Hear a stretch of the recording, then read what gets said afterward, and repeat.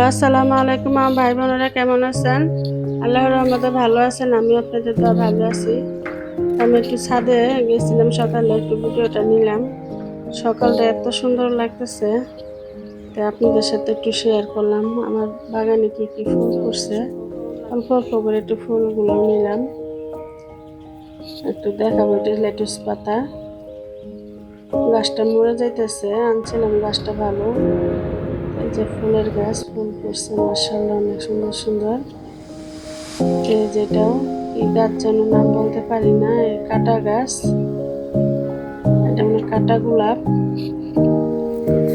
জানি না এই গাছটার নাম। আমি বাসায় এসে রান্নার প্রস্তুতি নিতেছি। প্রথমে আমি আলু ভাজিটা বসাই দিব। আলু ভাজি করবো আর ডাটা দিয়ে আলু দিয়ে সুরমা মাছ রান্না করব। আমি প্রথমে আলু ভাজি করে নিয়ে নিতেছি। তো সকালে আমি খিচুড়ি রান্না করছিলাম, একটু লেটকা খিচুড়ি। তো সকালে খাওয়া হয়েছে, এখন দুপুরের প্রস্তুতি নিতে আসি। আলু ভাজি আর ডাটা দিয়ে আলু দিয়ে রান্না করব সুরমা মাছ দিয়ে। আমি আগে আলু ভাজিটা বসাই দিব। তো হালকা হালকা করে আমি অল্প অল্প করে একটু দিতে আসি, মরিচের ফাঁকি, হলুদের ফাঁকি দিয়ে একটু হালকা করে ভেজে নেব। নিয়ে তারপর আমি আলুগুলা দেব। আলুগুলো আমি ঝরঝরা করে ভাজি করব। ঝরঝরা আলুটা আমার ঘরে পছন্দ করে ভাজিটা। যে শুধু আলু নিয়েছি,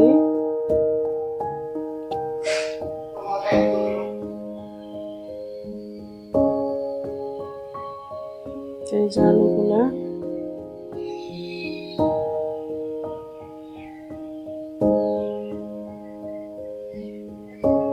কে কেরম ঝরঝরা ভাজি খান জানাবেন। ভাজিটা অনেক ভালো লাগছে, আলহামদুলিল্লাহ।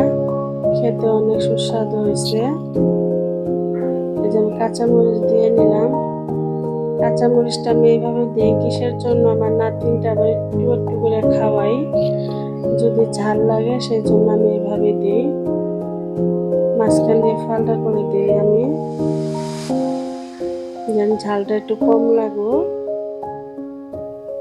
যেন খেতে পারে আমার নাতিনটা। একটা দুটা করে ভাত খাওয়ার অভ্যাস বানাইতেছি, ভাত দিলে বমি করে ফেলে।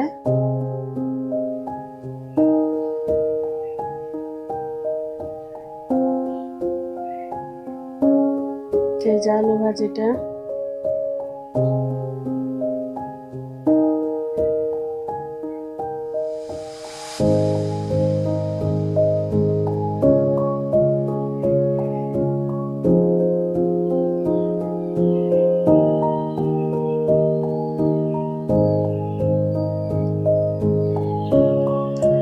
একদম ঝরঝরা করব আমি।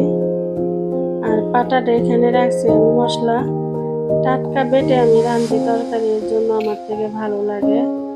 তো দেখেন আমার পাটাটা আমার চুলার সাথে। পাকঘরটা এত চিপাচাপি, পাকঘরটা সুন্দর করে দেখাতে পারি না কোনো সময়। তো আল্লাহ দিলে বাসাটা পাল্টাইলে একটু আমি ভালো পাকঘর দেখে নিব, পাকঘরটা দেখানোর চেষ্টা করব আপনাদের। দুই চুলা, এক চুলায় আমি ভাত দিয়েছি, আর এক চুলায় যে ভাজি করে নিতেছি।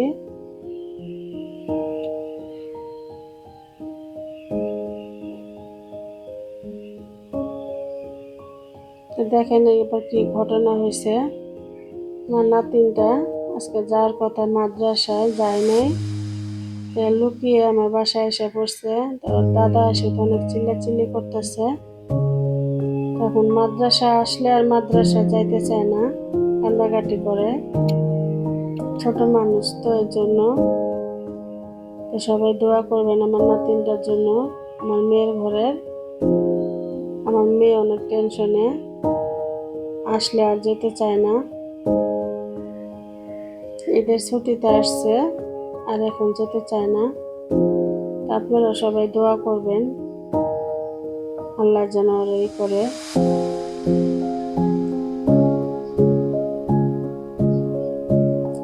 সবসময় আমার নাতিনের জন্য দোয়া করি, আল্লাহ যেন বড় হাফেজ বানিয়ে দেয়।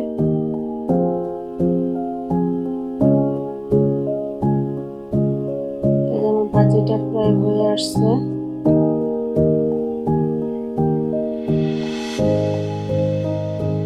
অনেক ঝরঝরা হয়েছে ভাজিটা,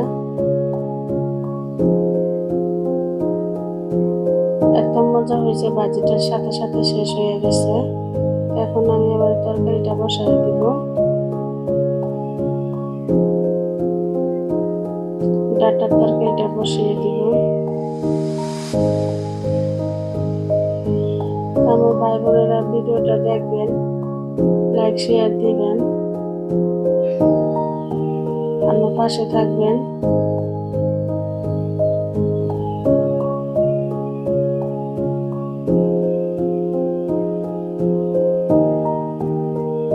আপন বলতে কেউ নাই আমার, আপনারাই আমার আপন।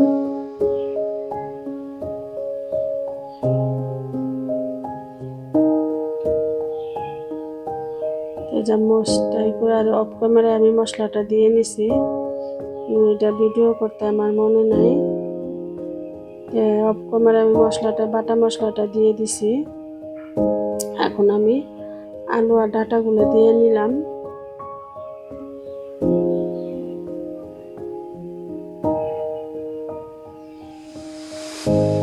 যেরকম রান্না বাড়ি করতে গেলে ভুল হয়ে যায়, মশলাটা দেখাইতে পারি নাই, বাটা মশলাটা।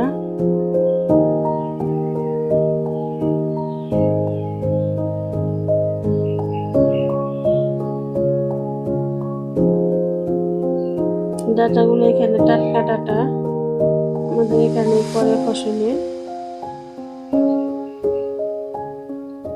ডাটাগুলো একদম নরম।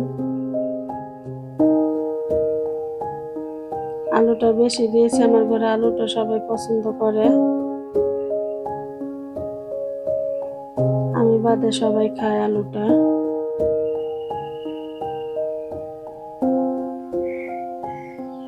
আর ভাজিটা তো এমনি খেয়ে ফেলছে আমার ছেলে,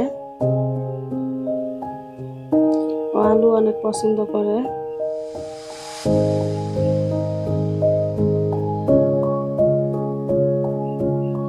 সুরমা মাছ দিয়ে ডাটা রান্না অনেক ভালোই লাগে, অনেক গ্রান করে তরকারিটা।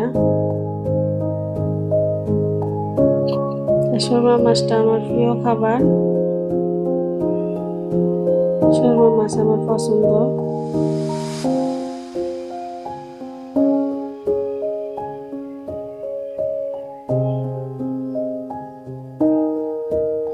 মাছের মধ্যে সুরমা মাছটাই কম দাম, কিন্তু এখন আর কম দাম না, এখন দাম বেশি। আগে 100 টাকা 150 টাকা কেজি পাওয়া যেত, এখন 250 টাকা 200 টাকা কেজি, তারপরে পাওয়াই যায় না আমাদের এখানে। আমাদের এখানে আবার তেলাপিয়া মাছটা বেশি খাওয়া হয়, এখানে তেলাপিয়া মাছ চাষ করে বেশি, পাঙ্গাস আর তেলাপিয়া। আর বর্ষাকালে তো সব রকমের মাছ পাওয়া যায়। তা আমরা যেখানে থাকি তরকারির অনেক দাম, কিন্তু আমরা যেখানে থাকি একটু গ্রাম সাইডের মতোই, সবকিছু আবার সবজি লাগে আমরা ক্ষেতের থেকেই নিয়ে আসি। দাম হলো এই যে মশলাটা কি করে তরকারিটা কষায় পানি দিয়ে এখন মাছটা দিয়ে নিলাম। আর সুরমা মাছ জানেন একটু কাটা কাটা ভাব হয়, তো একটু কাটা কাটা লাগলো, মাছটা অনেক খেতে মজা আছে। তো তরকারিটা মাশাআল্লাহ দিলে ভালো হয়েছে, কালারটা দেখলেই বুঝতে পারবেন তরকারিটা আমার হয়ে গেছে। আমার ভাই বোনেরা, আজকে ভিডিওটা এই পর্যন্তই। ভালো থাকবেন, সুস্থ থাকবেন, আল্লাহ হাফেজ।